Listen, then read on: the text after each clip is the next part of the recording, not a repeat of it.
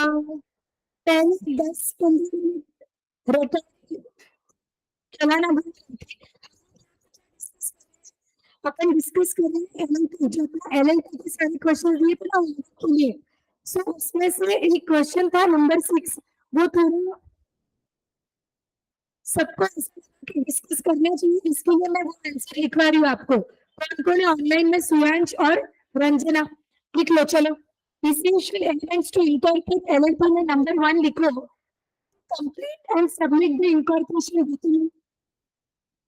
Complete and submit the incorporation document on the prescribed form with prescribed fees. या फिर ऐसे लिखो, the prescribed manner with the prescribed fees. In the prescribed manner, in the prescribed fees. With who? With registered. After there should be at least number point लिखो, there should be at least कितना? There should be at least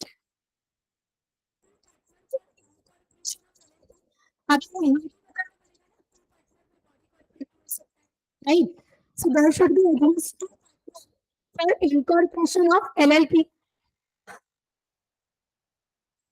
कितना लिखो? Partners can be individual or body corporate. Partners can be individual or body corporate. अभी next लिखेंगे partner का designated partner है। Designated partner का section कौन सा? हमको पता है, लिखेंगे। लिखो point number 3 according to section 7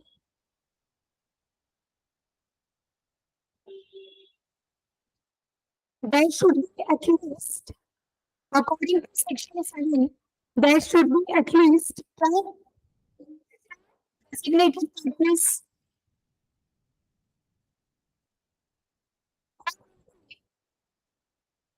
Exactly. Who will be responsible for technical analysis? Who will be responsible for technical analysis? आगे ये भी at least one of them should be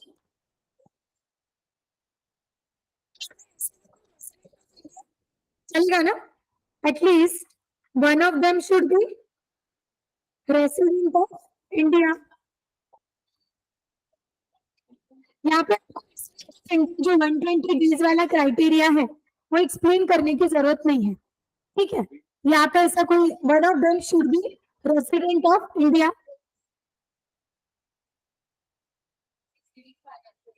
resident of India उसका डेफिनेशन सेम है। The individual should stay in India for the period of 120 days or more in exactly preceding financial year. Definition will be same for every even in the tax also. Resident का मतलब 120 दिन या उससे ज्यादा आप पिछले financial year में रहना चाहिए।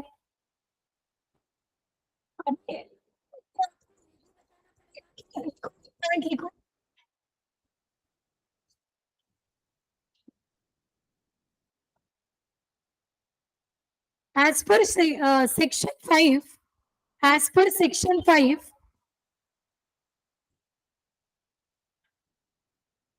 actually we should have merged it to उसके पहले वाला point, but लिखो as per section number 5, if two partners are body corporate, if two partners are body corporate,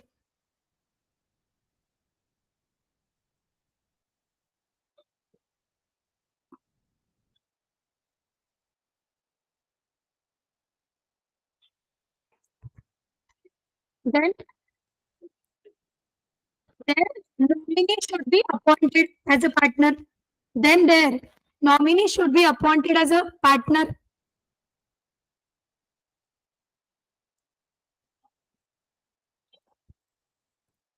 And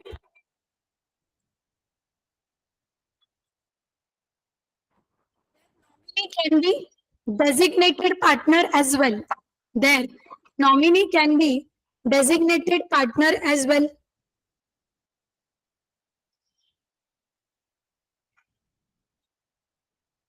next point लिखो, और क्या जरूरत है?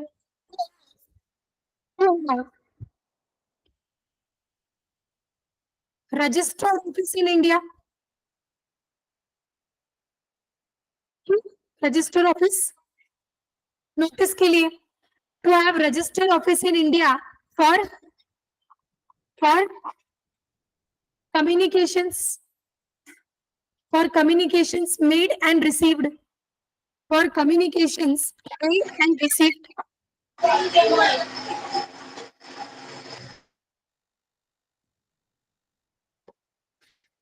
देन क्या बोला था मैंने? एग्रीमेंट लिखो next, to execute partnership agreement, to execute partnership agreement between the partners, to execute partnership agreement between the partners,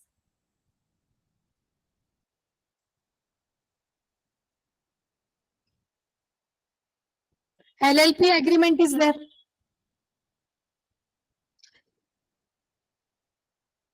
LLP agreement is there.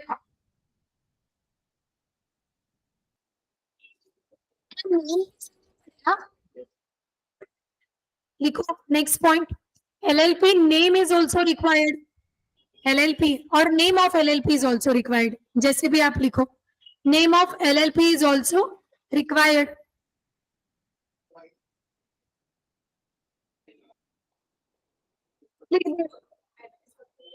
हाँ, एग्रीमेंट पे everything will be covered, name अलग से, क्योंकि अपन उसके सेक्शन से name को reserve कर सकते हैं, इसके लिए हमने लिखा कि LLP name is also required. ये सारे इंपॉर्टेंट पॉइंट्स जो इंकॉर्पोरेशन के लिए लगते हैं. और कुछ रहा है क्या लगता है? सब याद आ रहा है LLP का? Family name of designated partner का नेम, फैमिली नेम, एड्रेस. ठीक है, आप जब डेजिग्नेटेड पार्टनर का क्लॉज लिखोगे तो आप लिख सकते हो कि पार्टनर का नेम, फैमिली नेम, एड्रेस सारी चीजों का रिक्वायर्ड होता है in deed itself, in LLP agreement itself. So ये सफिशिएंट पॉइंट्स है जो कि इनकॉर्पोरेशन के लिए लगता है. अगर आप कुछ ऐड करना चाहो तो कर सकते हो. ठीक है, एक आइडिया है कैसा लिखना है.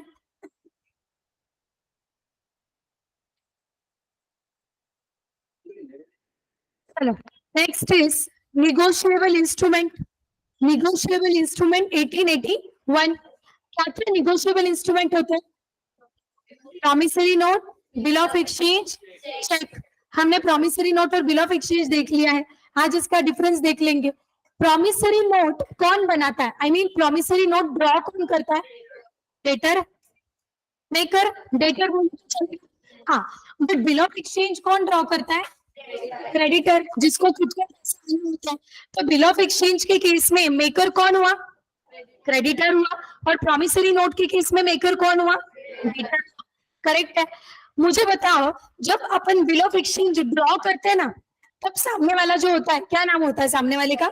ड्रॉई बोल सकता है, डेटर बोल सकता है. तो वो जो ड्रॉई होता है उसमें बिल ऑफ एक्सचेंज एक्सेप्ट करना इज नेसेसरी. Is it? सच में? क्यों? Because it is a kind of order you give. और अगर आप ऑर्डर दे रहे हो तो सामने वाले ने भी उसको एक्सेप्ट करना चाहिए. अल्टीमेटली पे किसको करना है? सामने वाले को. बट प्रॉमिसरी नोट में एज सच सामने वाले ने एक्सेप्टेंस, क्योंकि प्रॉमिसरी नोट वही बंदा बनाता है जिसको खुद प्रॉमिस कर रहा है. तो आउट ऑफ डिग्निटी वो खुद प्रॉमिसरी नोट बना रहा है, तो सामने वाले के एज सच एक्सेप्टेंस की कोई जरूरत नहीं होती है. हमने सब कुछ देख लिया है. अभी क्या करेंगे? Difference. We will go through the difference once. क्या डिफरेंस होता है प्रॉमिसरी नोट में, क्या डिफरेंस होता है बिल ऑफ एक्सचेंज में. अच्छा, क्या लगता है? मैंने तो अभी एक्सेप्टेंस का बता दिया, that in bill of exchange acceptance of draw is necessary, right? But in promissory note acceptance of another party, is it necessary? No, it is not. अच्छा, प्रॉमिसरी नोट में कौन से दो पार्टीज होते हैं? Tell me. मेकर एंड पे.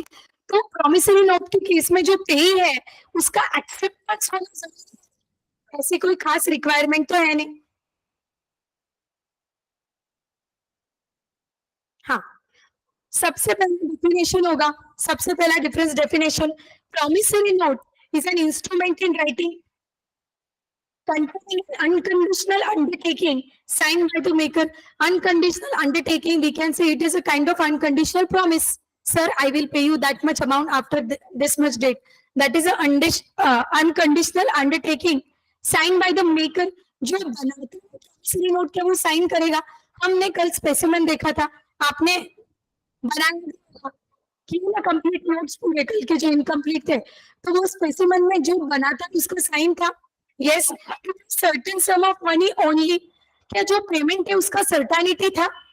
हाँ, to pay certain sum of money और to the bearer of the instrument. एक सर्टेन अमाउंट ऑफ क्या करना है, मनी पे करना है. बिल ऑफ एक्सचेंज क्या था? It is an instrument in, again it is an instrument in writing unconditional order. Promissory note में क्या है? अनकंडीशनल अंडरटेकिंग और we can say unconditional promise to pay है. बट बिल ऑफ एक्सचेंज में it is unconditional order to pay. I am ordering the another party कि मेरे पैसे पे कर देना इतने इतने दिन में. ये क्या होता है? बिल ऑफ एक्सचेंज होता है. इंस्ट्रूमेंट प्रॉमिसरी नोट में बोले कि there is a promise to pay, of course. But bill of exchange में क्या हो सकता है? There is an order to pay, है ना? There is a order to pay. Bill of exchange बनाने वाला कौन है? क्रेडिटर है, इसके लिए वो ऑर्डर कर रहा है. बट प्रॉमिसरी नोट बनाने वाला कौन है? क्रेडिटर है, तो वो ऑर्डर नहीं कर रहा है, जस्ट प्रॉमिस कर रहा है दे दूंगा पैसे. प्रॉमिसरी नोट में कौन पार्टीज है? मेकर एंड पे. बिल ऑफ एक्सचेंज में drawer, can drawer and pay be the same person? Yes. Acceptance, promissory note के केस में acceptance is not required as such, but bill of exchange के case में acceptance is compulsory. Promissory note क्या bearer को भी हो सकती है? Is it? Promissory note is not payable to the bearer. Or bill of exchange can be drawn payable to the bearer. However, it cannot be payable to the bearer on demand. See, ये important point है. क्या होता है? जो promissory note हम लोग बनाई है, उसके ऊपर अगर कोई particular person लिख के promise करे कि I promise to pay Mr. XYZ, तो वो पैसा किसको जाएगा? Mr. XYZ को ही जा सकता है. Ultimately इन्होंने बोला ये endorse नहीं होगा, है ना? endorse नहीं होगा एक से दूसरे, दूसरे के तीसरे. But in case bill of exchange, suppose क्या है? मैंने क्या किया? मैं मोबाइल सेल करने का मेरा शॉप है, I am shopkeeper and I am selling mobile. तो मैंने, विवेक कौन हो गया? मैं गुड सेल कर रही हूँ, तो आई विल बी क्रेडिटर, है ना? क्रेडिट पे विवेक इज द डेटर. मैंने क्या किया? मेरा फोन विवेक को सेल कर दिया. अभी इससे मेरे को पैसा आना होगा, 10 रुपए आना होगा इससे मेरे को, है कि नहीं? अभी 10 रुपए विवेक ने मुझे बोला मैं कल पे करता हूँ. मैंने बोला विवेक पे बिल्कुल ही भरोसा नहीं है. मैंने क्या किया? बिल ऑफ एक्सचेंज ड्रॉ कर दिया. So I have drawn bill of exchange on Vivek and बोला कि 2 days after date, imagine assumption के लिए ले लो, 2 days आफ्टर डेट तू क्या करेगा? फोन के 10 रुपए मेरे को पे करेगा. तो क्या ये मुझे 10 रुपया पे करना बनता है? यस. बट मैं जो बिल ऑफ एक्सचेंज ड्रॉ कर रही हूँ, इन केस मेरे को जयेश को 2 रुपए देने थे बहुत दिन से, क्या मैं उस पर डायरेक्टली जयेश का नाम लिख सकती हूँ? Ultimately can I endorse this bill of exchange? जो पैसा विवेक मेरे को देने वाला था, मैं विवेक को क्या बोल रही हूँ? एक काम कर, मुझे मत दे, इसको दे दे, क्योंकि मेरे अल्टीमेटली इसको देने बनते थे. सो बिल ऑफ एक्सचेंज के केस में ऐसा हो सकता है, लेकिन प्रॉमिसरी नोट के केस में ऐसा नहीं होगा. The reason is very simple कि ये जो बिल ऑफ एक्सचेंज है, ये बनाता कौन है? जिसको पैसा रिसीव होने वाला होता है. तो क्या उसकी जगह पे किसी और का नाम लिखवा सकता है? Answer is yes. Answer is yes. But ये जो प्रॉमिसरी नोट है, ये केस में कौन बनाता है? मेकर. मेकर अल्टीमेटली जो पैसा देने वाला होता है, सो वो क्या करता है? सामने वाली पार्टी का नाम लिखता है. आई प्रॉमिस टू पे दैट पार्टी दिस मच. मतलब अल्टीमेटली इंडोर्समेंट नहीं होगा, बेयरर नहीं होगा. बट बिल ऑफ एक्सचेंज के केस में आप इंडोर्स करवा सकते हो, कोई प्रॉब्लम नहीं है उसमें. सो इट विल बी का मतलब होता है धारक. जैसे अपने नोट पे लिखा होता है ना, मैं धारक को इतने रुपए देने का वादा करता हूँ, आई प्रॉमिस टू पे बियरर दैट मच अमाउंट. धारक होता है, जो होल्ड कर रहा होता है या जो पैसे इन कैश करवा रहा होता है, उसको बियरर बोला जाएगा. क्या आपको सारा डिफरेंस पता चल गया एकदम अच्छे से? All the points, this will be your in your difference book, this will be homework. घर पे एक बार फिर से रीड करना और फिर मन से बिना देखे कर लेना। Next new point is cheque. Cheque कभी देखा है? सबने देखा होगा। Promissory note, bill of exchange फिर भी आपने नहीं देखा हो सकता है, लेकिन डीडी और चेक, डीडी का जमाना गया वैसे, बट वो भी देखा रहेगा, था, है अभी भी। चेक देखा, सबने चेक देखा होगा, है ना? तो चेक एक्सचेंज, वाई? क्योंकि ये भी एक टाइप का निगोशिएबल डॉक्यूमेंट है। जो चेक बनाता है वो क्या बना के फ्रेम में रखेगा क्या घर के खुद की शोपीस में? नहीं। चेक किसके लिए बनाया जाता है? ताकि आप किसी और को पे कर सको, प्रोवाइड कर सको, है ना?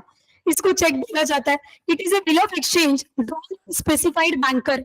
स्पेसिफाइड बैंकर मतलब सामने वाले के बैंकर पे, and not express to be payable otherwise than on demand. It includes the electronic image of truncated cheque and cheque in the electronic form.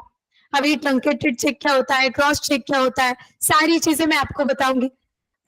Check क्या होता है? जैसे कि चेक मैं लेके भी आऊंगी, चेक आपको अपन यहाँ दिखाएंगे भी। सपोज एक चेक है,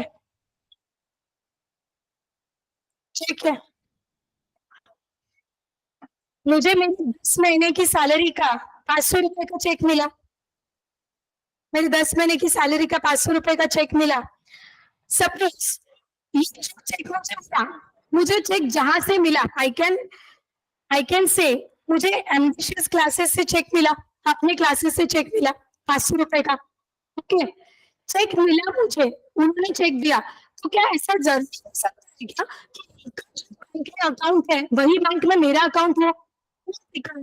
उनका एसबीआई में हो सकता है, मेरा एचडीएफसी में हो सकता है, मेरा बैंक ऑफ बड़ौदा में हो सकता है, मेरा पीएनबी में हो सकता है, उनका कुछ और हो सकता है। तो ये सिस्टम क्या होता है आपको पता है कि चेक क्लियर कैसे होता है? सपोज अभी इमेजिन करो, मैं सारा एग्जाम्पल पर्पज के लिए ले रही हूँ। ये क्लास है, एक क्लास है कोई भी, और ये क्लास से मुझे कितने का चेक आया? 500, पूरे 500 का चेक मिला।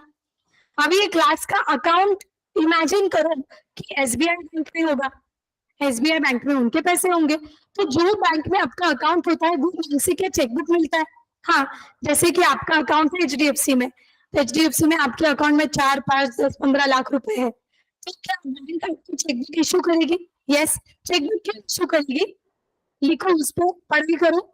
नहीं, फिर चेक ट्रांजैक्शन करने के लिए किसी के नाम पे आप लिख के दोगे सामने वाले को, तो वो क्या करवा सकता है? इनकैश करवा सकता है। इमेजिन करो वहां से मुझे चेक मिला पूरे 500 रुपए का, उनका बैंक अकाउंट मिला एसबीआई में है, बट मेरा बैंक अकाउंट एसबीआई में नहीं है।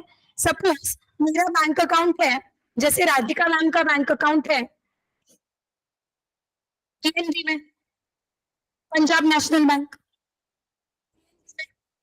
अब ये चेक मेरे पास आएगा, मेरे से यहाँ जाएगा और देन क्लियर होगा।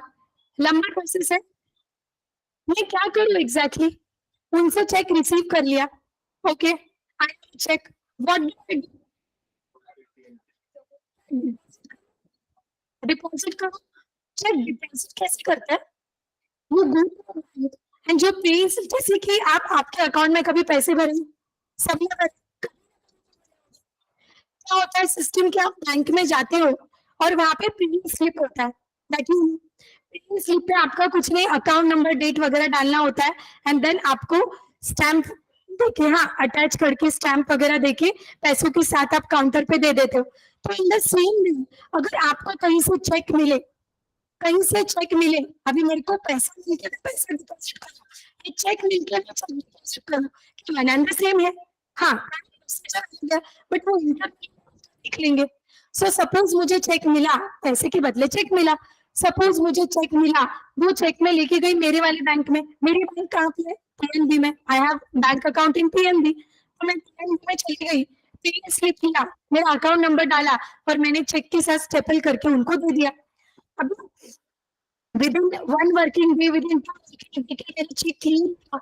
जैसे कि आप अगर पैसा डिपॉजिट करते हो तो विद इन एन आवर आपका क्रेडिट हो जाता है, तो आप चेक डिपॉजिट कर रहे हो। अभी ये तो सिस्टम समझ गया आपको कि मैं पैसा लेकर जाऊं, वो चेक लेकर जाऊं, मेरे अकाउंट में पैसा आ जाएगा, इसमें कोई डाउट नहीं। बट बैकएंड पे जैसे ये चेक एसबीआई बैंक का था, करेक्ट है, एसबीआई बैंक का था। कहाँ पे आया?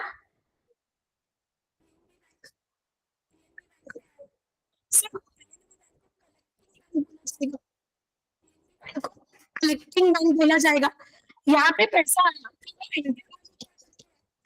बैंक है, वो बैंक वालों को इन्फॉर्म करते हैं, और वो बैंक क्या करते हैं, चेक को, चेक को किसी को डिसबर्स करना या पैसे को ट्रांसफर करना आपकी लैंग्वेज में, दैट इज। तो ये सारे प्रोसीजर में 1 to 2 वर्किंग डे आ जाता है। कभी कभी आपने ऑब्जर्व किया क्या कि जो बैंक के हॉलीडेज होते हैं, लेट्स से सेकेंड या फोर्थ सैटरडे, सो अगर आपने उसके एग्जैक्टली पहले दिन चेक भरा होगा तो आपका डायरेक्टली मंडे क्लियर होगा, है ना? अगर सेम बैंक में सपोज अगर आपका अकाउंट एसबीआई में होगा, सेम बैंक में होगा, तो क्लियरिंग को शायद इतना टाइम नहीं लगेगा, आपका हो जाएगा 12 घंटों में।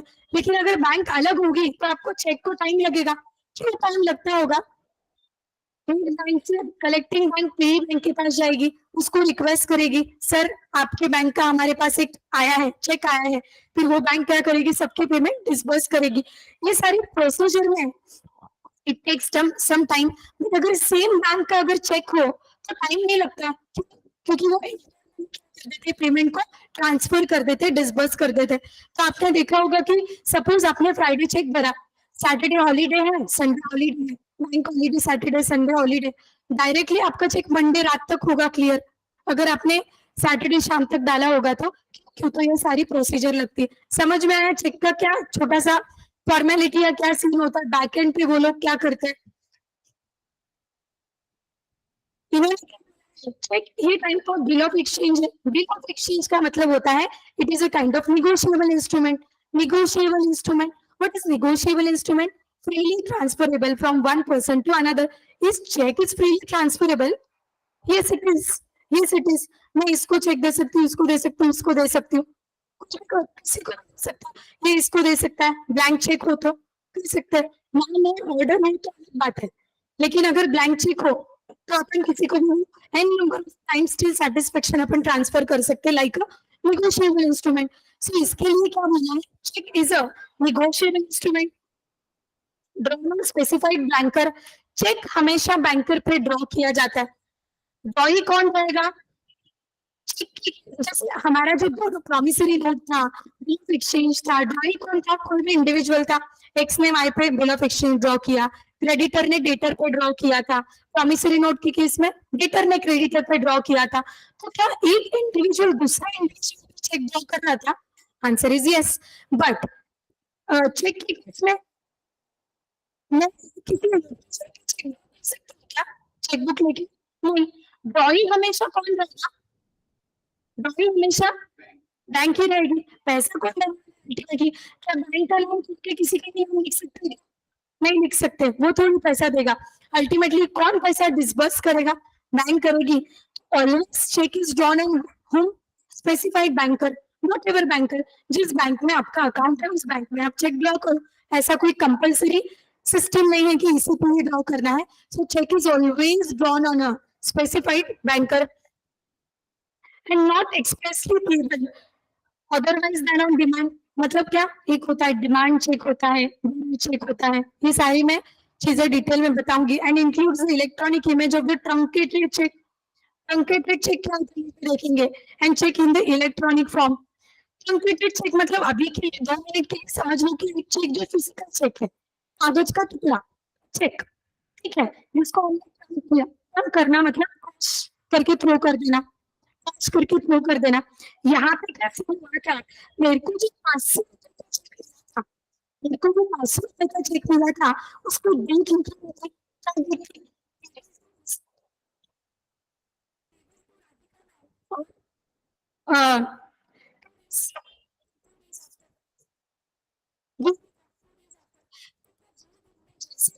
बैंक के पास गई, मेरा बैकएंड पे ट्रांजेक्शन होके मैंने पैसा रिसीव कर लिया, तो चेक मतलब कागज के टुकड़े का कुछ काम है, बैंक की करके कैश में check.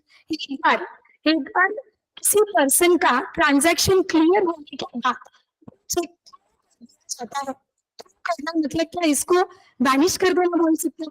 At such word vanish होता है क्या? Answer is no. उसका जो फिजिकल फॉर्म है उसको वैनिश कर दिया जाता है, लेकिन जो इलेक्ट्रॉनिक इमेज है, of course for reference it will be always there. तो अभी ट्रंकेटेड की बहुत बात हो रही थी, ट्रंकेटेड की पहले बात कर लेंगे। Truncated cheque is a cheque which is truncated clearing cycle. Truncated का मतलब मैं बोलती हूँ ट्रैश में डाल देना। जो क्लियरिंग साइकिल होता है, एक बार मेरा चेक क्लियर क्या, चेक क्लियर होना मतलब सामने वाले के अकाउंट में पैसा आ जाना। सामने वाले के अकाउंट में पैसा आ जाना is nothing but clearing cheque. पेन के अकाउंट में जैसा ही पैसा क्रेडिट हो गया, क्या चेक क्लियर हो गया? कब ऐसा देखा कि आपने 10,000 रुपए का चेक भरा और उसमें से सिर्फ 8,000 अमाउंट क्लियर हुई, 2,000 नहीं हुई। इधर पूरा नहीं तो एक तो पूरा कैंसिल होता, नहीं तो पूरा क्लियर होता है आपका चेक। साइकिल की प्रोसेस के बाद जब आपका चेक ट्रंकेट किया जाएगा, उसे ट्रंकेटेड चेक बोला जाएगा। Either bye clearing house or by bank, whether paying or receiving the payment immediately on generation of the electronic image of transmission, substituting for the physical movement of the check in writing. इसका reason क्यों है? हम clearing cycle के बाद आपका check truncate क्यों कर रहे हैं? इसका कोई मिसयूज ना हो, ये जो फिजिकल फॉर्म में चेक है वापस इसको कोई रीयूज ना करे, इस रीजन की वजह से हम इसको क्या कर रहे हैं, ट्रंकेट कर रहे हैं। चेक की तरह बैंक वाले बोलते हैं टेंशन मत लो, आपका चेक है हमारे पास। कैसे है? इलेक्ट्रॉनिक फॉर्म में है, ई फॉर्म में, ई चेक बोला जाएगा। फ्यूचर में आप कभी बैंक में आओ, आपको ये ट्रांजैक्शन दिखेगा। रेफरेंस के लिए हमेशा आपका चेक रखते हैं, बट अभी आपका चेक तो क्लियर हो गया, अभी कागज के टुकड़े, इसके लिए हम इसको ट्रंकेट कर देंगे। The reason is very simple, इसको उठा ताकि मिसयूज ना हो, ताकि मिसयूज ना हो उसका। कागज के टुकड़े का मतलब चेक का क्या मिसयूज हो सकता है? हो सकता है। इसके लिए बैंक सेफर साइड, आइदर आपका क्लियरिंग हाउस जो आपका चेक क्लियर करवाएगा, एनी अदर बैंक और your concern bank will truncate the cheque. ठीक है, ट्रंकेटेड चेक क्या होता है समझा सबको? एवरीवन अभी चेक क्या होता है? ई चेक मतलब जैसे आपके शेयर्स, पहले शेयर्स फिजिकल फॉर्म में थे, लेकिन अभी क्या है, डीमैट फॉर्म में है, तो क्या वो ई शेयर्स? हाँ, ई शेयर्स बोल सकते हैं। वैसे ही टाइम चेक, अभी आज भी चेक फिजिकल फॉर्म में भी है, ऐसी बात नहीं है, बट कुछ अभी आज के से 50-50 इलेक्ट्रॉनिक फॉर्म। तो ई चेक के मत का मतलब होता है कि जो क्रिप्टो सिस्टम है, क्रिप्टो सिस्टम का मतलब होता है कंप्यूटराइज सिस्टम। कंप्यूटराइज्ड सिस्टम में आप आपकी चेक को प्रोसेस करो या चेक की प्रोसेस करो, उसे क्या बोला जाएगा?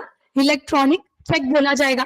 Electronic cheque means a cheque drawn in electronic form by using any computer resource। अभी ऑफकोर्स हमको अगर इलेक्ट्रॉनिक चेक ड्रॉ करना है तो क्या सॉफ्टवेयर का, कंप्यूटर का जरूरत पड़ेगा? Yes, in computer resource and signed in a secure system with a digital signature। जो डीसी होता है आपका, डीसी डिजिटल सिग्नेचर आजकल होता है, राइट? तो हमने क्या किया, कंप्यूटर चेक को जनरेट किया और कंप्यूटर थ्रू आपका ई साइन करवा लिया। डीएससी मतलब डिजिटल सिग्नेचर उस पर चिपका दिया। नहीं तो कंप्यूटर के ऊपर साइन करते हो क्या? नहीं, आपका साइन देके वो स्कैन वैन किया जाता है and then it has been attached to the cheque. And asymmetric crypto system और electronic signature as the case में भी, जैसे आपका डीएससी है, इलेक्ट्रॉनिक चेक है, हमने क्या किया, कंप्यूटर की हेल्प से सॉफ्टवेयर, हर बैंक का अलग अलग सॉफ्टवेयर होता है, हर बैंक का सॉफ्टवेयर अलग होता है। सो कंप्यूटर की हेल्प से, सॉफ्टवेयर की मदद से क्या किया, एक चेक ड्रॉ किया। जो हमने सॉफ्टवेयर की मदद से चेक ड्रॉ किया उसे क्या बोला जाएगा? इलेक्ट्रॉनिक चेक, ई चेक बोला जाएगा, है ना? Crypto system, computerise system. अभी हर चेक पे क्या सिग्नेचर होना कंपलसरी है? यस, तो ये ई चेक पे सिग्नेचर कैसे देंगे? ई चेक पे सिग्नेचर भी ई सिग्नेचर होगी, मतलब आपकी डीएससी फॉर्म में होगी। आपको क्या करना पड़ेगा, वो सिग्नेचर स्कैन करके उस पर अटैच करवाना पड़ेगा। चेक और इलेक्ट्रॉनिक चेक का मीनिंग क्लियर होगा? एक होता है फिजिकल चेक, जिसका काम होने के बाद, क्लियर होने के बाद बैंक थ्रू ही या क्लियरिंग हाउस थ्रू ही उसको ट्रंकेट किया जाता है। ट्रंकेट मतलब बिन में डाला जाता है ना? बिन में डाला जाता है, that is nothing but truncated, ताकि उसका मिसयूज ना हो, इसके लिए मिसयूज ना हो। बट क्या फॉर फ्यूचर उनके लिए ई फॉर्म में वो अवेलेबल होता है cheque, it is always available in the concern bank. आपका ई फॉर्म में चेक अवेलेबल रहेगा. ऑफ कोर्स दोनों बैंक्स में double entry system is there. और कलेक्टिंग बैंक में दोनों बैंक में रहेगा. रेफरेंस अगर एक जगह रिकॉर्ड करके हो तो कि एक जगह रिकॉर्ड ही नहीं है, एक जगह रिकॉर्ड है. There is a double entry system. Like table demand होता है. डिमांड पे करो, ऐसा ऑर्डर पे पे करो. It is should be whenever the choose to present it to the dummy, choose to present it to the dummy. जैसे कि मेरे को एक चेक मिला, चेक के ऊपर सब कुछ सही से मेरा नाम है. और क्या है कि आपको पता है 3 मंथ्स का ड्यूरेशन होता है. 3 मंथ्स का चेक का ड्यूरेशन होता है. वो 3 मंथ्स में मैं कभी उनके पास जाऊं, मतलब क्या मैंने ऑर्डर किया, डिमांड किया, सर मेरे पैसे क्लियर करवा दो. सो मेरे कभी डिमांड चेक क्लियर, उसे क्या बोला जाएगा? It's a demand instrument. It's a demand cheque. The expression banker includes any person acting as a banker and any post office saving bank. मतलब बैंकर का स्पेसिफाइड बैंकर का मतलब यहाँ पे क्या बोला है? जो भी बैंक में आपका अकाउंट हो, इधर आपका बैंक में अकाउंट हो या पोस्ट ऑफिस में जो अकाउंट रहता है उसमें अकाउंट हो, किसमें भी कोई भी जगह पे क्या चेक क्लियर होगा? यस, कोई भी जगह पे आपका चेक क्लियर होगा.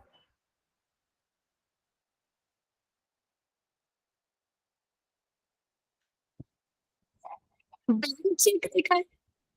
अच्छा, चेक देखा है आपने? ब्लैंक चेक क्या होता है सुना है, मतलब ऐसे ब्लैंक चेक पे क्या नहीं लिखा होता है.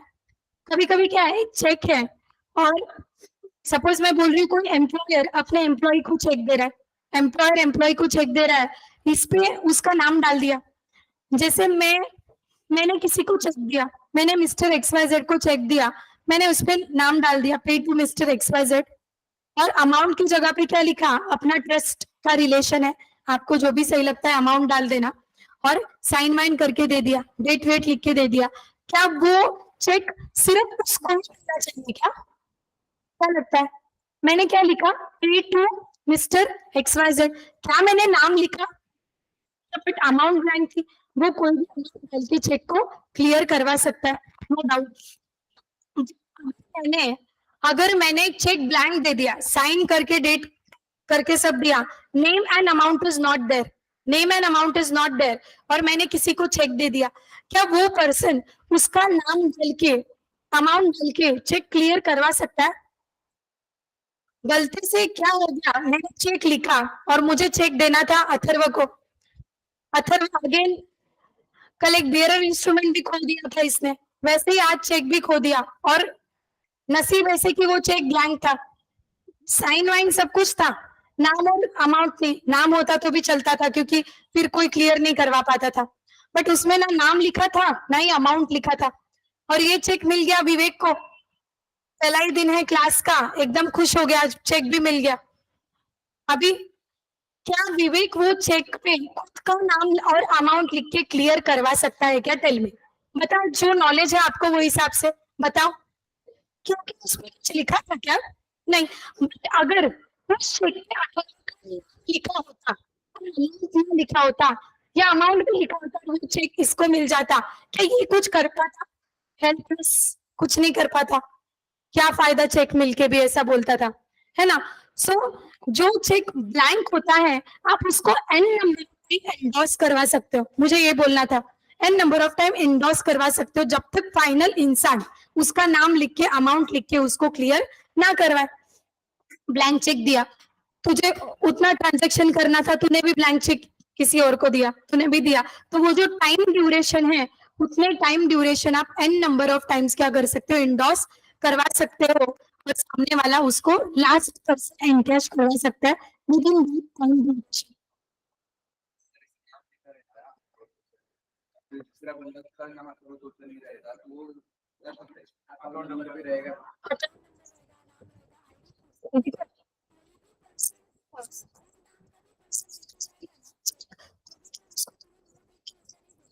उसका आईडी मांगेंगे कि आप बैंक अकाउंट में अकाउंट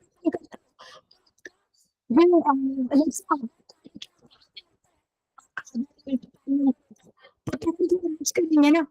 आधार नंबर आधार नंबर का वेरिफिकेशन नंबर है, सो चेक करेंगे जा सकता आ जाता है। कभी कभी तो आधार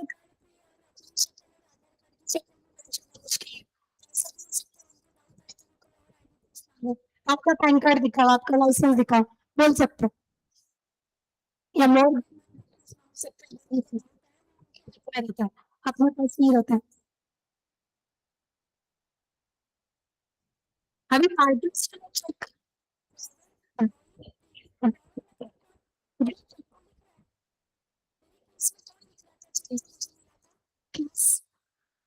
एम्बिशियस क्लास बोल सकता हूँ, ambitious class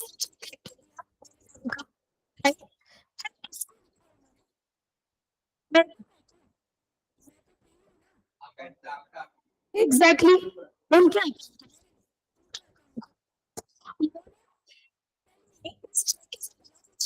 answer is yes.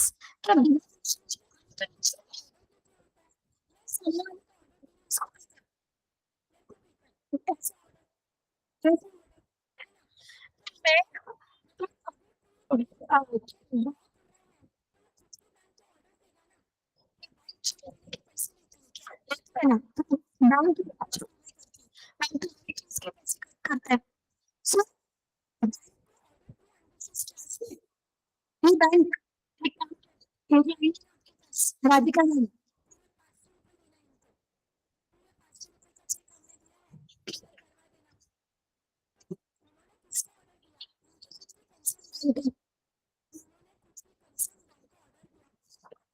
check is always cheque is always drawn on specified banker. Cheque हमेशा बैंकर पे ड्रॉ करेंगे। चेक के केस में हमेशा जो ड्रॉइंग रहेगा, हम किसको ऑर्डर देंगे? हमारी बैंक को, मेरी बैंक को थोड़ी।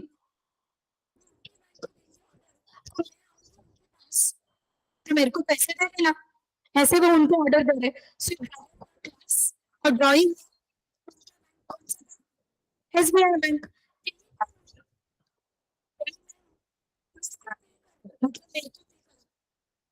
Right.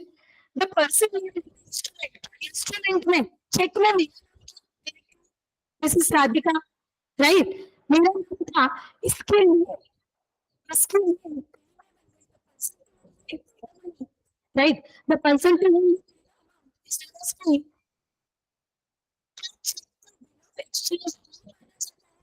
Answer is yes. Cheque and bill of exchange are same by bill of exchange भी एक नेगोशिएबल इंस्ट्रूमेंट है, चेक भी एक नेगोशिएबल इंस्ट्रूमेंट है। बिल ऑफ एक्सचेंज में एक अनकंडीशनल ऑर्डर, एक्सचेंज में भी एक अनकंडीशनल ऑर्डर आता है। हाँ, चेक में किसको ऑर्डर दे रहे हैं? बैंक को, वेटर को दे, मेरे पैसे दे, मैंने गुड्स सप्लाई किए, है ना। तो वैसे ही हम बैंक को ऑर्डर देते हैं। क्या बैंक के जगह पे दूसरे किसी का चेक के केस में, चेक के केस में हमेशा किस पे ड्रॉ किया जाता है? It is always drawn on drawing, and drawing is always a specified banker, what ever bank it is. हमने ये नहीं बोला कि बाबा नेशनलाइज होना चाहिए, ये होना चाहिए, वो होना चाहिए, बट क्या होना चाहिए? बैंक होना चाहिए। क्लियर कौन करेगी अल्टीमेटली चेक? बैंक करेगी। So drawing should always be a bank in case of cheque, in case of cheque I am saying. देखो सब जो लिखता है चेक बनाता है वो ड्रॉवर बनेगा। मुझे में मेकर कौन था? बिल ऑफ एक्सचेंज में मेकर कौन था? क्रेडिटर था। चेक में मेकर कौन है? मेकर कौन है? ड्रॉवर मतलब जो चेक बना रहे, लिख बोल।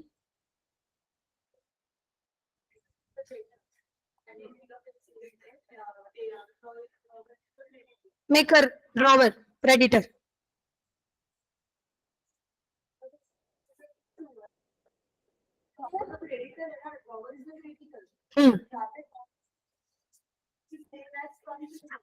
से सिमिलर था है, इसके लिए बोला कि it is a kind of unconditional order, it is unconditional order. क्या बिल ऑफ एक्सचेंज में भी ऑर्डर, हाँ बिल ऑफ एक्सचेंज में भी ऑर्डर दिया जाता है, चेक के केस में भी ऑर्डर दिया जाता है, इसके लिए यहाँ पे इन्होंने बोला कि bill of exchange and cheque would be consider as similar, क्योंकि बिल ऑफ एक्सचेंज में भी क्या ड्रॉअर चाहिए आता है। हाँ, यहाँ पे ऑर्डर देने के कंसर्न में उन्होंने बोला है कि वहां पे भी ऑर्डर दिया जाता है, यहाँ पे भी ऑर्डर दिया जाता है, इसके लिए these instrument are consider as similar.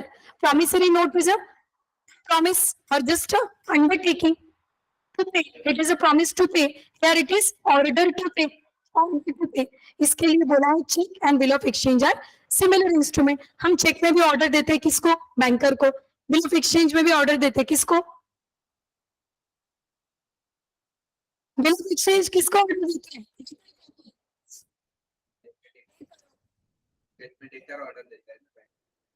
कौन, ऑर्डर देते हैं ना बैंक को। यस, डेटा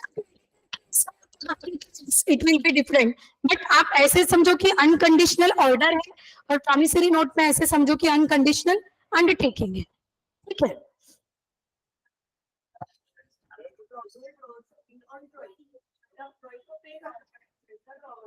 करेक्ट, हो सकता है कुछ अलग पर्सन को भी, यहाँ पे करेक्ट, इसका भी डिफरेंट, हाँ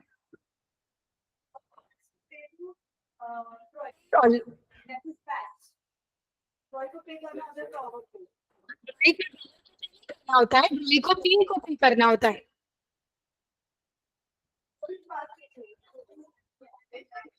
ड्राइवर है क्या?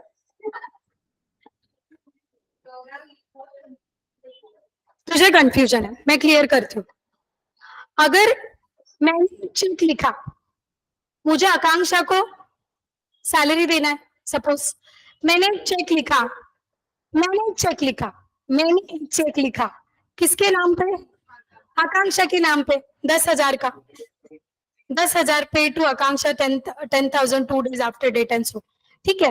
पूरा चेक का स्पेसिफिन में मैंने चेक लिखा, इसको चेक दिया, मेरा बैंक कौन सा है, इमेजिन करो मेरा SBI बैंक है, मैं कौन हूँ, एम्प्लॉयर हूँ, मैं एम्प्लॉयर हूँ, मेरा SBI बैंक है, मैंने चेक लिखा, मेरे SBI बैंक में 1 लाख रुपए पड़े, उसमें से 10,000 कट के इसको जाएंगे, राइट।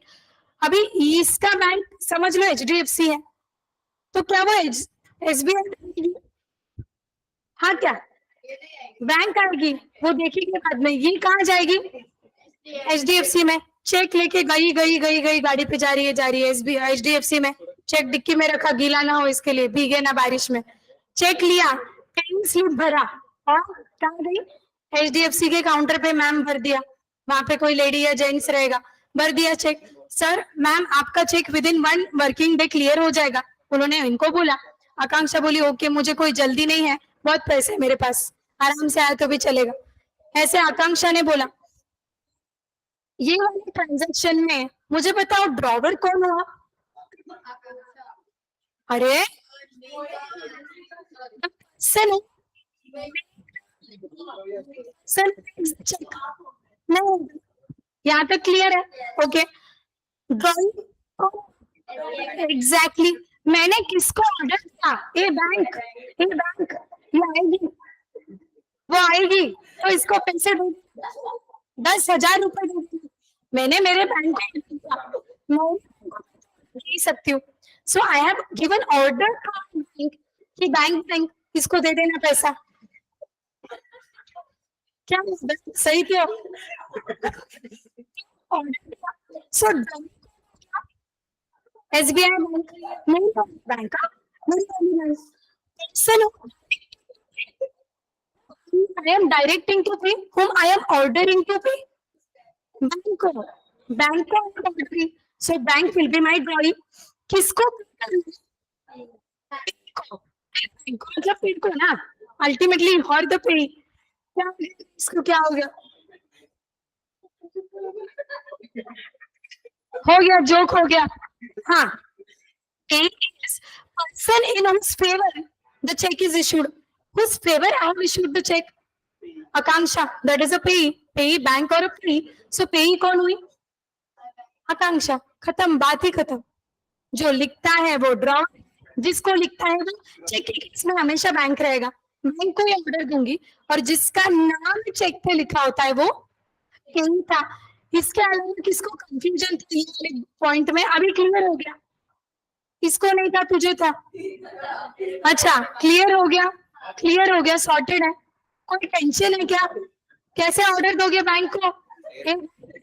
इसको पे कर, किसको order देना बैंक को? Bank is always a drawing, bank is always a drawing.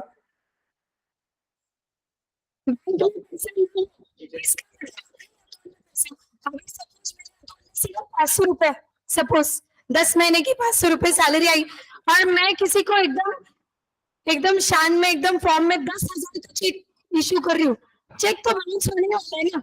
मेरे को पता है मेरे अकाउंट में 500 रुपए रहते हैं हमेशा, और मैं किसी को 10 का चेक दे रही हूँ, चेक विल बाउंस? बैंक क्या मुझसे चार्जेस लेगा? हाँ लेगा, depends upon different. Yes, bank में all three are different persons. Yeah, both are different. Both will be always different.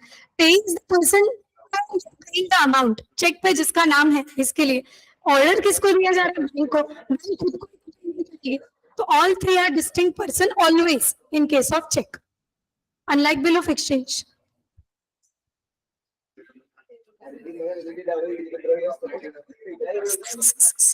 Essential element of check. Essential element of check is all essential element of bill of exchange. What were the essential element of bill of exchange? It was a negotiable instrument. It was in writing. It was signed and stamped. Express promise to pay.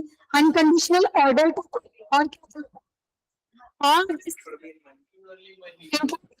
order to all exchange which are characters of social characters है वही check must be specified banker. Check is always specified banker. मतलब bank is always in case of check. It must be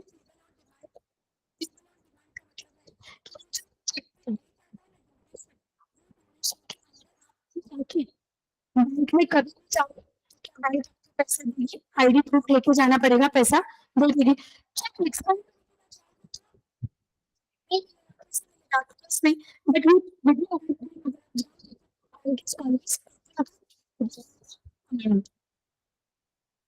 बाकी additional feature, बाकी check के सारे features of exchange के हैं। हाँ, अभी क्या होता है ये देखते हैं। ब्लैंक जैसा चेक, ब्लैंक चेक क्या नेम है? इट वाज ब्लैंक, आप आपके हिसाब से लिख लो, और name of specified with the words और ऐसा चेक जो भी है उसको दे देना, काइंड ऑफ चेक लेके जो भी है उसको दे देना। चेक एक तो नाम नहीं लिखा होता है, ऐसा दोनों भी चलेगा। The last installment is blank. The last investment is blank.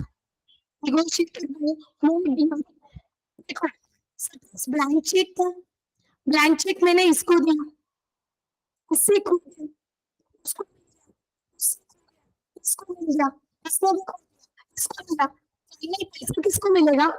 इसको, क्योंकि अल्टीमेटली इसको इसको है ना, एंडोर्समेंट जो हमने कल देखा था। तो क्या इंस्ट्रूमेंट का एंडोर्समेंट हो सकता है? Answer is yes, it can be endorsed any number of times. The reason is name is not written over there, name is not written, जैसे कि पैसा नोट पड़ी किसको भी मैंने वो उसकी हो जाएगी, क्योंकि उस पर नेम नहीं लिखा होता है। वैसे final last result is The last endorsement is blank. मतलब क्या? Until last आदमी तक आने तक वो नाम क्या है? Blank है। सबके चेक हो गया वगैरह, फाइनल में इसको मिला, इसने इसका नाम अमाउंट लिखा, और इसके बाद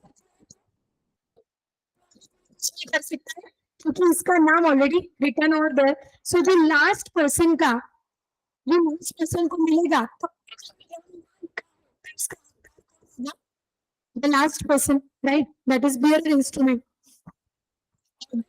मतलब क्या, टेबल का पर्सन ऑन हिज ऑर्डर, मतलब क्या, मैं किसी स्पेसिफिक पर्सन को, मैं किसी स्पेसिफिक पर्सन को क्या करूंगी, उसका चेक देती हूँ, नाम लिख के चेक देती हूँ। The last installment is in full, negotiated by the installment in delivery। कभी कभी ऐसा हो सकता है कि मैंने नाम नहीं लिखा, सिर्फ अमाउंट लिखा, बोला नाम लिख दो तुम, तुम्हारा स्पेलिंग मिस्टेक हो सकता है, तो सामने वाले ने वो कहीं खो दिया, तो क्या सॉर्ट ऑफ इन्वेस्टमेंट हुआ। तो जब तक वो लास्ट पर्सन उसका नाम नहीं लिखेगा तब तक वो चेक रोटेट करेगा, भले ही ऑर्डर पे हम वगैरह नहीं किया हुआ, क्रॉस क्रॉस लाइन का आगे बोलूंगी, सो तब तक वो इंडोर्समेंट हो सकता है। क्या आपका ऑर्डर इंस्ट्रूमेंट हो, क्या वो भी इंडोर्स हो सकता है? हाँ हो सकता है। अगर आपका बियरर इंस्ट्रूमेंट हो वो तो डेफिनेटली इंडोर्स हो सकता है। जैसे जैसे कि 500 रुपए का पैसा दो, एक काम कर, मुझे मत चेक पे मेरा मत नाम डाल, पैसा अभी का नाम डाल दे, मुझे उसके 500 रुपए देने हैं, तो उसने उसके दिया, तो क्या वो इंडोर्स कर रहा हूँ? यस, ये इंडोर्समेंट ही हुआ। क्या ये ऑर्डर इंस्ट्रूमेंट था? ऑर्डर इंस्ट्रूमेंट होने के बावजूद भी ये इंडोर्स करना हुआ। अभी एक आपको क्वेश्चन आया रहेगा कि नहीं पता नहीं, दो लिखा नहीं, अगर इंस्ट्रूमेंट है, दो इंस्ट्रूमेंट है, आपने रियल में जिसको दिया उसको तो मिला नहीं क्योंकि उसने खो दिए, फिर उसने अलग अलग लोगों को जाते जाते फाइनल कोई तीसरा व्यक्ति पैसे लेके गया और वो व्यक्ति इंस्ट्रूमेंट खो दिया है, आप क्या करो? मैंने बोला बहुत जल्दी बता दिया, खो दिया है। अब तक तो जिसको मिला उसने इनकैश भी करा लिया होगा, बियरर है, जाके काउंटर पे इनकैश हो जाता है। सो बैंक पे केस डाल सकती है, बैंक पे कुछ बोल सकती है, क्या आपने इनको पैसा क्यों दिया? नहीं, नहीं बोल सकते, बैंक बोलेगी आपने इनको ब्लैंक चेक क्यों दिया, हमारी क्या गलती, मतलब जो भी आएगा हम उसको पैसा देंगे, अभी वो आया उसको पैसा दिया, हमको क्या पता वो जेन्युइन प्रवृत्ति है कि इनजेन्युइन, तो ये केस में हम बैंक को कुछ बोल नहीं सकते। बट इमेजिन करो इसको चेक किया था और जैसे उसके हाथ से, जैसे ही एट द मोमेंट चेक गुम होगा, उसने मुझे बोला, उसने मुझे चेक दिया था, मैंने तुरंत quickly किया और मैंने क्या बोला, चेक नंबर बोला, जो कि अपने चेक नंबर जो होता है बता देती हूँ, आपका जो चेक बुक उसमें नंबर का सीरीज होता है, नंबर आपको मालूम होता है कि कौन सी चेक नंबर आपने किसी को दिया है, तो मैंने बैंक को चेक नंबर बोला और बोला सर ये चेक नंबर जो आएगा, ये चेक नंबर लेके कोई ये चेक लेके जो भी आएगा उसको क्या करना, पैसा मत देना, प्लीज कर दो, ट्रांजेक्शन को स्टॉप कर दो, प्लीज कर दो। हाँ, मेरे ऑर्डर कर सकते हैं, बट अगर टाइम से इसने मुझे बोला तो गए, फिर कुछ नहीं। Thank you so much. Just very kind. Cheque number, cheque number, suppose मैंने इसको एसबीआई का चेक दिया, एसबीआई बैंक का चेक दिया, तो वो क्लियर करवाने कहाँ जाएगा? एसबीआई में ही जाएगा, it is a bearer instrument, SBI के काउंटर पे SBI collecting the money, and फिर मैंने एसबीआई बैंक को कॉल कर दिया, बैंक ये चेक नंबर किसी को देना मत, फ्रीज कर दो, तो फिर जैसे ही आया चेक, इसको पैसा तो नहीं मिलेगा, इसको भी फ्रीज कर देंगे, रख देंगे। हाँ, यस, Well, जैसे आपने ये बैंक से उसको चेक दिया, उसने इसकी उसका अकाउंट इस दिया, लगे इसके बियर चेक है। नॉर्मल चेक के टाइम पे क्या नॉर्मल चेक के टाइम पे चेक के अलग अलग टाइप्स होते हैं, जैसे कि ऑर्डर हो, जैसे पैरेलल लाइंस हो, अगर आपका पैरेलल लाइन किसी ने जैसे चेक पे आपका नाम डाल के आपको चेक दिया और उसके कॉर्नर पे दो पैरेलल लाइंस डाल के दे दिए, तो उसे क्रॉस चेक बोला जाता है। Cross cheque is always clear in person's account, जब तक तुम वो अकाउंट में डिपॉजिट नहीं करोगे तब तक पैसा क्लियर नहीं होगा। बियर चेक का मतलब ही ऐसा होता है कि आप क्लियर करवा सकते हो, काउंटर पे चेक दिखा के इन कैश करवा सकते हो, अकाउंट में ट्रांसफर करवा सकते हो, ये सिस्टम होता है, इसका मतलब ही बियर चेक होता है। बाकी नॉर्मल चेक अपने जो आप डिपॉजिट करते हो वो नॉर्मल चेक है ना, वो नॉर्मल चेक। होगा उसका चेक करेगा, तो उससे कुछ नहीं कर सकते ना, नॉर्मल चेक रहेगा तो ब्लैंक चेक रहेगा, उससे घूम गया हो। ब्लैंक चेक है ना, मतलब तो बियरर ही हो गया। Bearer is the check where amount may be given or not given, but the name of payees is not given, payees is not written. अभी सपोज मैं, तुझे मिल गया, तू खुद का नाम लिख के कर सकता है ना। अगर डेमो देखना है तो कल एक चेक लेके आ और इधर ऐसे खो जा चेक। नहीं नहीं, अभी तू चेक लेके आए, देख तेरी चेकबुक है तो साइन, एक चेक लेके आ, तू साइन वाइन करके लेके आ और इधर रख के भूल जा, फिर इसके साथ क्या होता है देख ले, फिर देख ले, नाम मत लिखना, बस अमाउंट भी मत लिख देना, मैं लिख दूंगी, अमाउंट मत लिखना पर।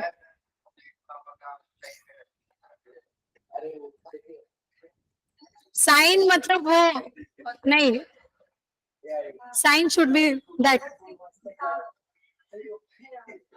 ऑर्डर चेक मतलब चेक कि जिसके ऑर्डर पे आप पेमेंट कर रहे हो, तो name of the person is given, if name of the person is given तो वहां पे आपको रिस्क ही नहीं है, ज्यादा टेंशन नहीं, उसी पर्सन को मिलेगा। कभी कभी ऐसा इंडोर्समेंट नहीं होगा, if name is given, if name is not given it can be endorse till the name is written. जिसका फाइनल नाम है उसका फिर, क्या ऐसा किया है क्या पापा का मतलब साइन वाइन करके किया है क्या? नहीं ना, ऐसा मत करना। चेक पिक पे नहीं किया, मार्कशीट पे किया है, मार्कशीट पे तो किया ही रहेगा पापा का मम्मी का साइन, चेक पे तो नहीं किया ना। धन्य, अच्छा तुम लोगों को पता नहीं है चेक इतना सिक्योरिटी साइन करके दिया, चाहे आपको डिपॉजिट वगैरह भी करना है तो वो क्रॉस चेक करते हैं, उनको ऐसा लगा कि कुछ गड़बड़ है तो आपके सामने आपसे चेक कर साइन करवाते वो लोग। मेरे साथ ऐसा हुआ है, उनको ऐसा लगा कि बाबा गलत साइन है तो फिर से एक बार करवा के लिया।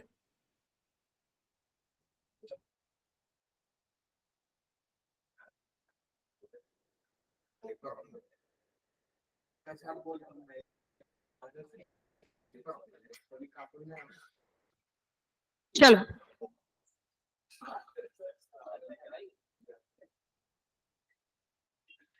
Next inland instrument. Inland instrument मतलब क्या? जो कि इंडिया में मेड पेबल इन इंडिया है, that is nothing but inland instrument. The promissory note, bill of exchange और cheque is drawn made in India and made payable और drawn upon any person in India. India में ही बनाया है, India के ही व्यक्ति को बनाया है, इंडिया का ही पेई है, सब कुछ इंडिया में है, तो वो इंडियन इंस्ट्रूमेंट हो गया, इनलैंड इंस्ट्रूमेंट हो गया। और फॉरेन इंस्ट्रूमेंट मतलब क्या? विच इज नॉट इनलैंड मतलब क्या? अगर हमने इंडिया में बनाया और फॉरेनर को पेबल कर दिया तो वो हो जाएगा foreign instrument. Promissory note, bill of exchange और cheque made outside India on any person resident outside India made payable in India. किसी बाहर वाले व्यक्ति पे हमने क्या किया? चेक बनाया, प्रॉमिसरी नोट बनाया, बिल ऑफ एक्सचेंज बनाया, बट उसको पेबल कहाँ करना है? इंडिया में करना है। तो बनाया फॉरेनर पे क्या? हाँ, बाहर का व्यक्ति मतलब फॉरेनर, तो क्या वो फॉरेन बिल इंस्ट्रूमेंट हो जाएगा? Answer is yes.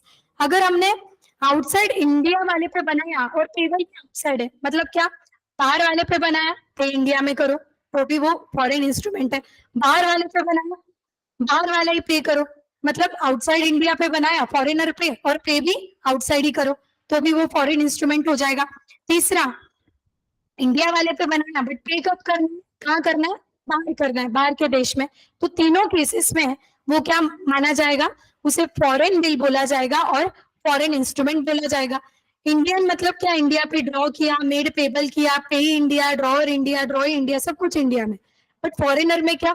May be drawer इधर का हो सकता है, ड्रॉई उधर का हो सकता है, एंड वाइस वर्सा, ड्रॉअर उधर का, ड्रॉई इधर का, या फिर दोनों बाहर के। तो तीनों केस में उसे बोला जाएगा फॉरेन बिल या फॉरेन इंस्ट्रूमेंट बोला जाएगा।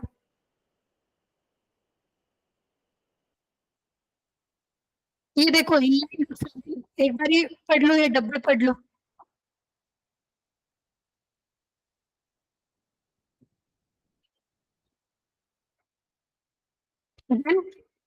Drawn in India, made in India, made payable in India.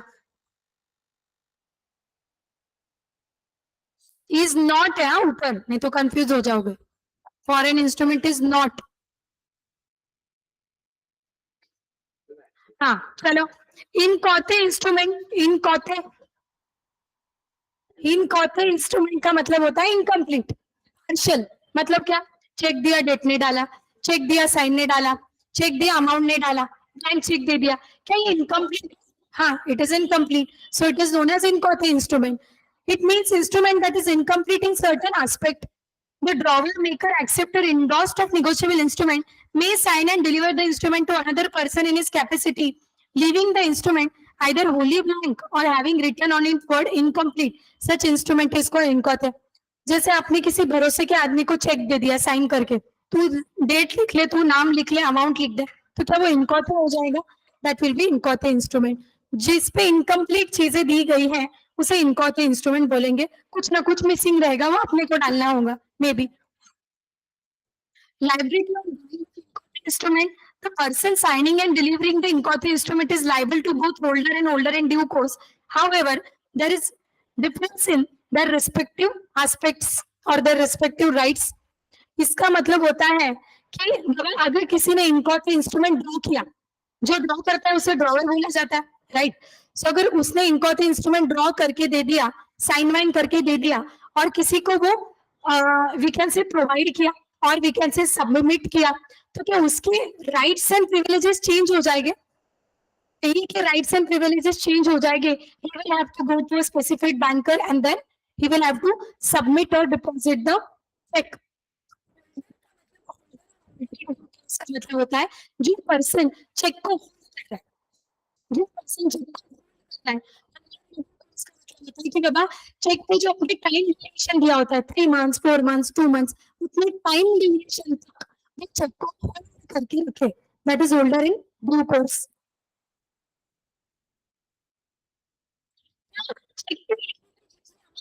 ज्यादा अमाउंट रिकवर कर पाएगा क्या? एक जीरो ऐड कर दिया, नॉट पॉसिबल, नॉट पॉसिबल. सो ऐसा नहीं होता है. चेक पे जितनी अमाउंट ब्लैंक अगर दिया है तो बात अलग है, वो खुद के मन से लिखेगा, बट क्या कुछ भी क्या अनरीजनेबल नहीं. बट अगर नाम सिर्फ ब्लैंक है, अमाउंट इज गिवन, जितनी अमाउंट है उतना चेक, उतना पैसा मिलेगा होल्डर को.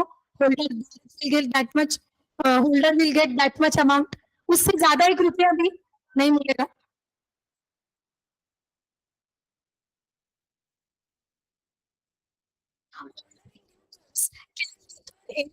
Such instrument provided, it is covered by the stamp affixed on the instrument.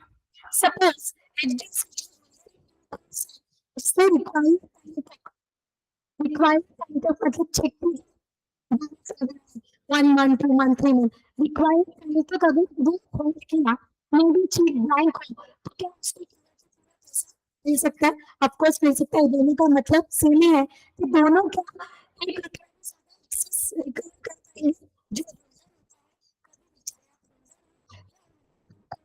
जितना ट्रांजैक्शन का अमाउंट है, आप सामने वाले से उतना ही, मतलब जो स्पेसिफिक बैंकर है उससे उतना ही, उससे ज्यादा बिल्कुल भी नहीं. ऐसा कुछ नहीं. बस मेरे को किसी को मिलता है तो हो सकता है ना, क्या प्रॉब्लम है? हो सकता है क्या? अरे 50 रुपए अपनी चेकबुक का एक पेज क्यों आया? मतलब चेकबुक भी पैसे देके खरीदनी पड़ती है ना, तो होता है, कोई प्रॉब्लम नहीं. मेरा बेस्ट एग्जांपल दिया ना आपको, मेरा एकदम ऐसे मोटिवेशन लेके तुम आगे बढ़ो. 501 रुपया, 80 रुपया,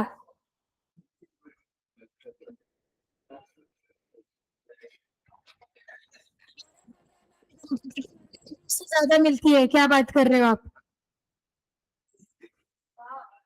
अभी क्या करें? ठीक है चलो. ambiguous instrument,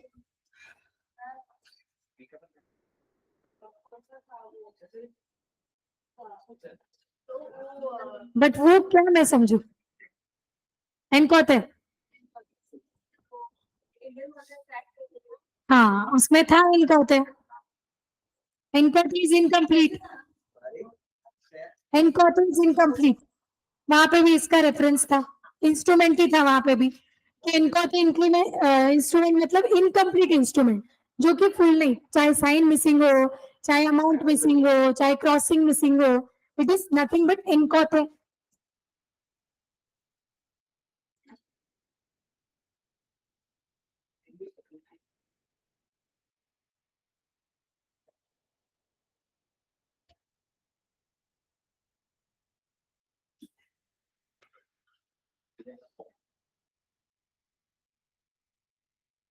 लिखो थोड़ा, चलो।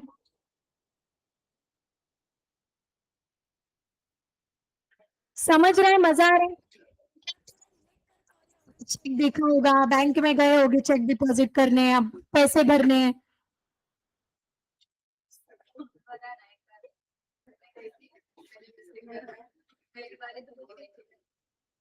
चेक नंबर वगैरह लिखना होता है ना प्रॉपरली।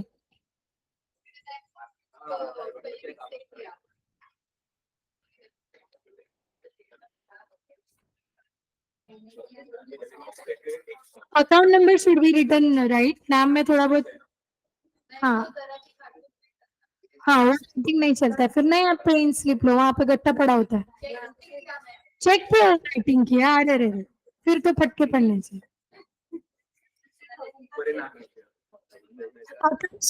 सुनो, हाँ हाँ, अरे बोल बोल।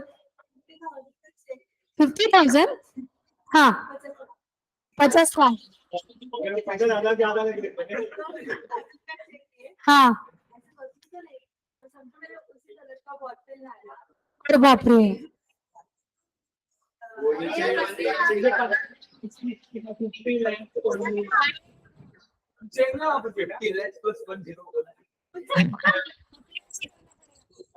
आप इसमें भी लिखा होता है 5,000, FIVETHOUSAND पूरा स्पेल। आप अमाउंट में करोगे, स्पेलिंग में कैसे करोगे नीचे? वाह रे वाह, पढ़े लिखे होते, CA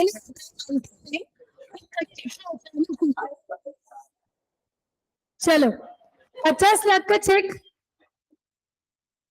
चलो लिखो। हाँ, मैंने देखा तो मैंने भी, कोई भी चेक पे 50 लाख लिखो, बन जाएगा 50 लाख का चेक।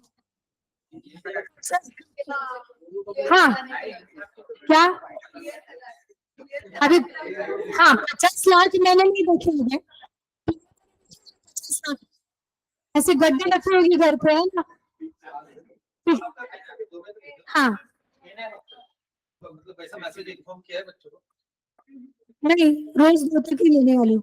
मैम को सुना ही, मैम को पता है, बस कल 1:30 तक था क्योंकि कल जल्दी छोड़ना था ना। वाइंड अप करूँ क्या?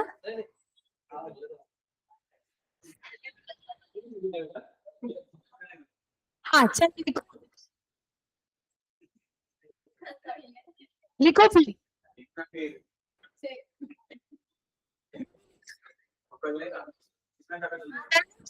हाँ ना? बेटा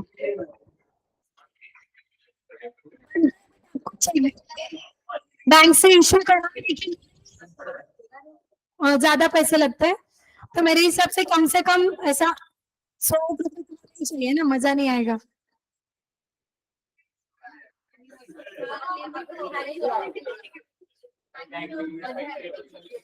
चेक की मैक्सिमम लिमिट नहीं है। कंपनी के लिए चेक अलग थोड़ी एग्जाम किए जाते, चेक चेक होते हैं। हाँ अमाउंट उनके अकाउंट में इतना पैसा है, बट अभी मेरे अकाउंट में सिर्फ, और मैं 10,000 का चेक ड्रॉ कर रही हूँ, मतलब बैंक मेरे से चार्जेस वसूल करेगी, और मैं पागल है, 10 रुपए तो बैंक ये कर सकती है, बट हाँ फिर ऑफकोर्स बैंक चार्जेस सब सब, आपको चेक क्लियर करने का लगता है चार्जेस, आपको हर छोटे चार्जेस लेती है बैंक का, धंधा कैसे चलेगा फिर? ऑन एन एवरेज पेनल्टी, मतलब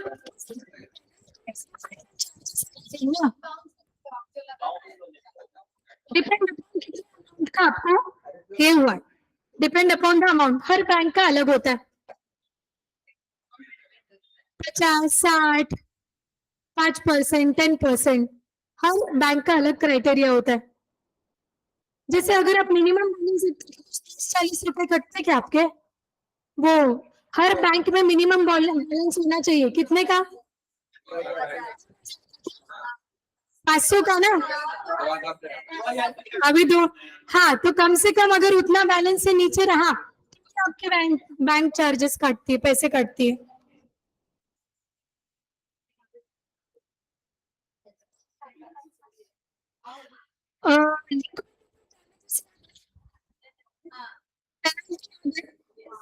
यहाँ पे भी वही एप्लीकेबल है।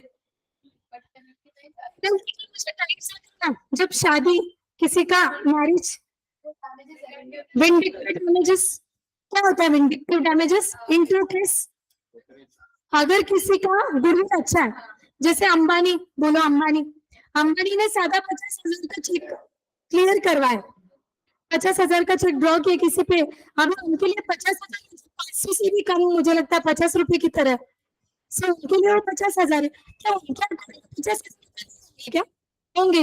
अगर कोई पर्टिकुलर बिजनेसमैन है या बड़ा पर्सन है, उसका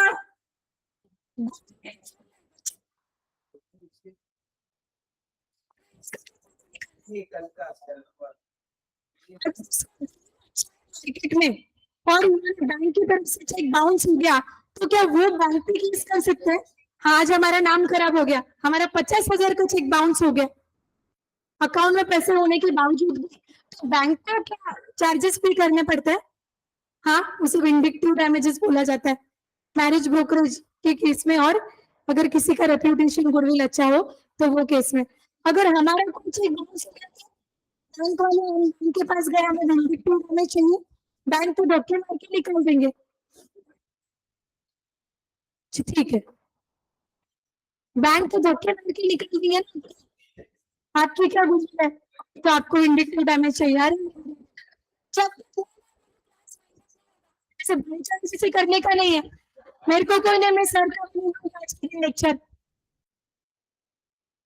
पागल करने के लिए। चलो ये सब हाईलाइट करके लो,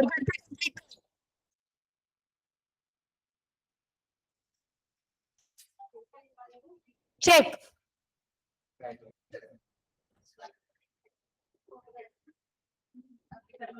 जैसे करना है वैसे ग्रुप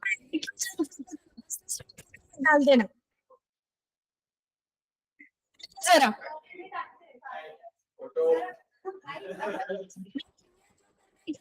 शांति रखो।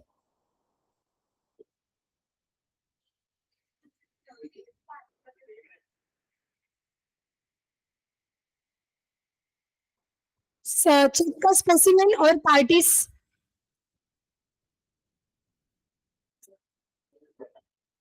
चेक का स्पेसिमेन और पार्टीज, और ये डब्बा टेबल पूरा। कल तक नोट्स कंप्लीट चाहिए मुझे ये वाले। इसेंशियल कैरेक्टर्स जो है, इसमें ऐसा मत लिखना all essential of bill of exchange, 1 2 3 लिखना बिल ऑफ एक्सचेंज के इसेंशियल कैरेक्टरिस्टिक्स। एग्जाम में आया तो ऐसा मत लिखना कि all essential of bill of exchange, मैं तो जैसे एग्जाम में लिखोगे वैसे ही नोटबुक में भी लिखना है, along with these two essentials, along with these two essentials। Then classification में आपको बेयरर और इंस्ट्रूमेंट का डिफरेंस के फॉर्म में लिखो, या आप डिफरेंस की नोटबुक में लिखो तो भी चलेगा। Inline instrument and foreign instrument,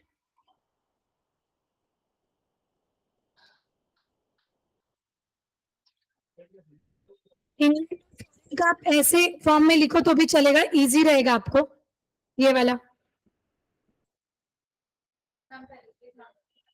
इनको थे इंस्ट्रूमेंट, ये जो मैंने हाईलाइट देखो, एम्बिगुअस। कल तक नोट्स पूरे चाहिए, along with 1 minute promissory note and bill of exchange. मैं कल आपके पेपर्स निकाल रही थी टेस्ट सीरीज के लिए, सो पिछले पूरे जो मैं एग्जाम पेपर्स देख रही थी उसमें बहुत क्वेश्चन रिपीट हुआ है कि difference between promissory note and bill of exchange. मतलब मैंने 3 to टेस्ट में 3 to 4 पेपर्स में देखा रहेगा difference between promissory note and bill of exchange. तो अच्छे से करना इसको मन लगा के। 5 पॉइंट्स है, 7 मार्क को भी ये क्वेश्चन आ सकता है। और आप ऐसे मत समझना कि कोई 5 पॉइंट से 7 मार्क को कैसे आ गया।